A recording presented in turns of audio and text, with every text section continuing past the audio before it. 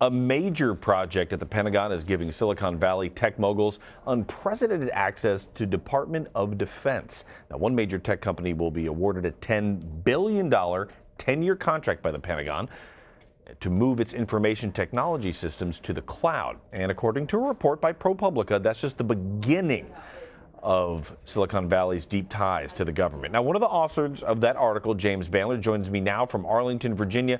James is a senior reporter at ProPublica covering business and finance. James, I want to start by asking you about the Pentagon's Jedi Cloud contract. Tell me more about this project and the significance for government and tech coming together with this. Well, when this project was unveiled in March of 2017, I don't think anyone would have imagined it would be the controversial project that it is today. Think of it as a Hurricane Dorian of defense contracts. There have been bid protests, there have been litigation, there's been surveillance by private intelligence operatives, and now it's coming down to sort of the final wire when President Trump has threatened to intervene in the contract.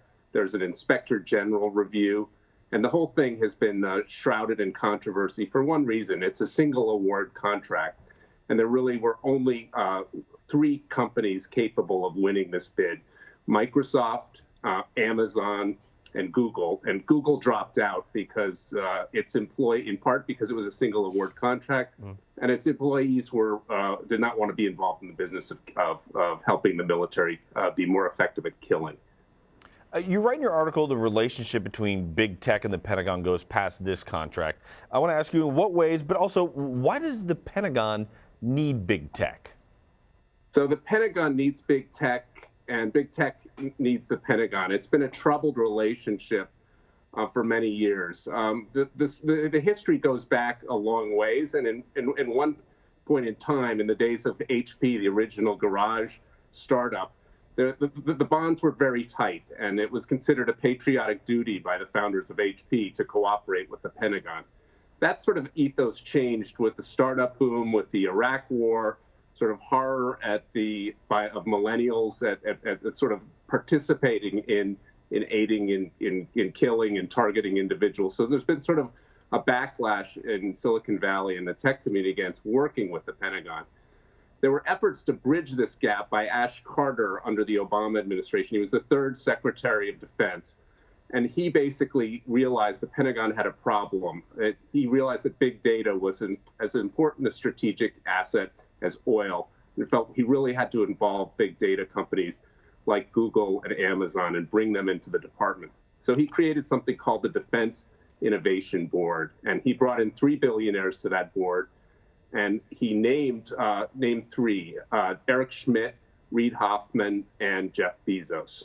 Well, and let me ask you about that, because that raised a lot of eyebrows for people who read the article, including myself. When DOD officials arranged for Jeff Bezos to be sworn in to that group, didn't complete a required background check, I guess, for security.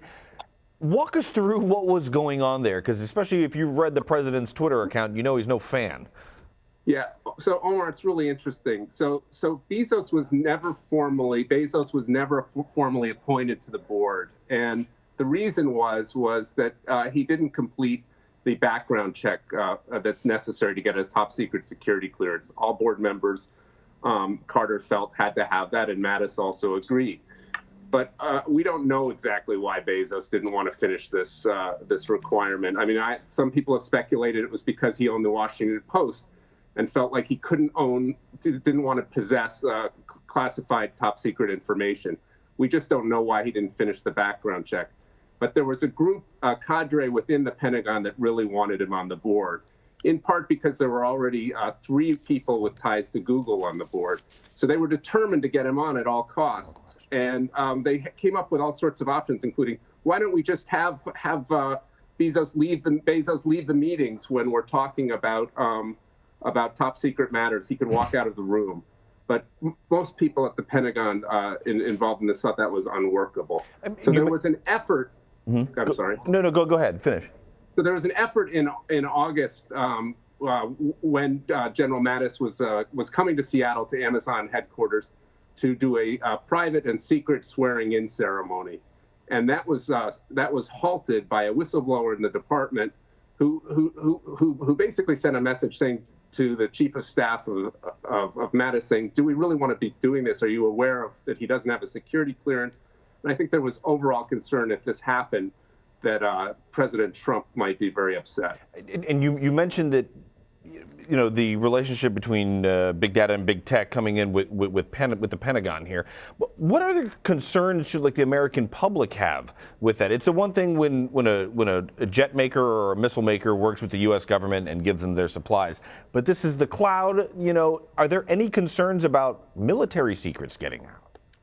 I think that's an open question. I think there's room for debate about whether military secrets are safer in Pentagon facilities or safer in the cloud. So I don't think we know enough yet to answer that question. That's an interesting answer once we absolutely figure it out. James Bandler, thank you very much for your time.